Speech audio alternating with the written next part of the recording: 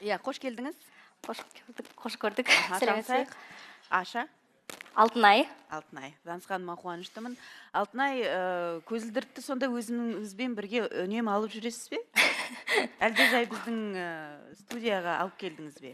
Ильяс Кеше де үшін алып байқадым келгем. Инстаграм желісінен. Бренд болған осы ғой жалпы. Ильяс үшін алып келгем. Ильяс үшін алып келдіңіз. Иә. Кездесу қалай болды? Кездесу кеше уақыттың тығыздығына байланысты. Мен үйіме жақын тұрады екен негізі Алтынай.